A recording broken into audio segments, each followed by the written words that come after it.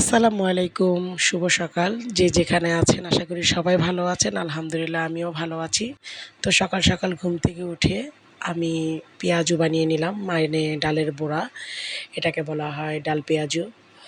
তো আজকে পেঁয়াজু বানানোর একটাই উদ্দেশ্য, সকালে আমি একটু ঠান্ডা ভাত খাবো। মানে এটাকে বলা হয় অনিয়ন উইথ ওয়াটার রাইস, আর যেটা আমরা বাঙালিরা বলি পান্তা ভাত।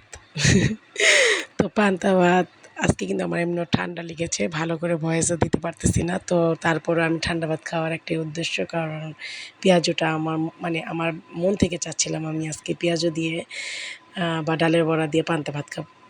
তো যাই হোক, একটু ডিজিটাল বা একটু সুন্দর করে বলার জন্যে আমি বলেছি যে অনিয়ন উইথ ওয়াটার রাইস। তো দেখি ইদানিং এটা খুব ভাইরাল ওয়ার্ড, তাই আমি একটু ব্যবহার করলাম। পান্তা ভাত যেটাকে বলা হয়, এটা আমি খুবই পছন্দ করি খেতে। সবসময় না, গরমের সময় বেশি খেতে পছন্দ করি। এখন যেহেতু একটু ঠান্ডা, ঠান্ডা তারপরে আবার গরমও লাগতেছে, এরকম মাঝামাঝি একটা পর্যায়। তো এই সময়ও পান্তা ভাত খেতে কিন্তু মন্দ লাগে না।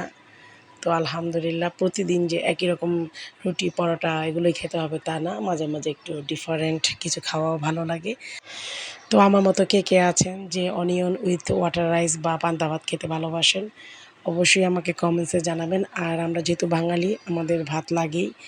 মানে ৩ বেলার মধ্যে ২ বেলা ৩ বেলা, মানে পারলে ৩ বেলাই ভাত খাই। তো আমরা পান্তা ভাতের সাথে সবসময় ভর্তা খাই, ডিম ভাজা খাই, হুম? আর অন্যান্য কিছু খাই, কিন্তু আপনারা একটু বড়া দিয়ে খেয়ে দেখতে পারেন। খুবই ভালো লাগে। এটা আমার কাছে খুবই ফেভারেট।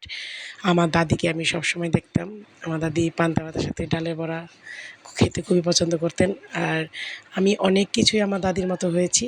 আমার দাদি যে খাবারগুলো পছন্দ করে, দেখি যে আমারও জেনেটিকভাবে ওগুলোই পছন্দ। মানে ঘুরে ফিরে একই রকম খাবার পছন্দ। আমি আগে চিন্তা করতাম আমি কার মতো হয়েছি, আমার আম্মু তো এইসব খাবার খায় না। কিন্তু পরে মানে দেখি যে আমার দাদি এইরকম খাবার খেতে খুব পছন্দ করে। আর আমি আমার দাদির মতোই অনেক কিছুই আমার দাদির খাবার, যে খাবারগুলো পছন্দ করত, আমিও ঠিক দেখি যে সেই খাবারগুলোই মানে পছন্দ করি। তো দাদি যখন আমার বাসায় আসে, যখন বলে এটা খেতে ইচ্ছা করতেছে, ওইটা খেতে ইচ্ছা করতেছে, দেখি সবগুলো আমার সাথে মিলে যায়। আর আমি তখন দাদিকে বলি, "দাদি তুমি তো আমার মতো হইছো।" কিন্তু আসলে না, আমি আমার দাদির মতো হইছি। তো যাই হোক, সবাই খুব ভালো থাকবেন।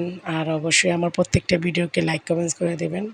আল্লাহ হাফেজ। যে যেখানে আছেন ভালো থাকেন।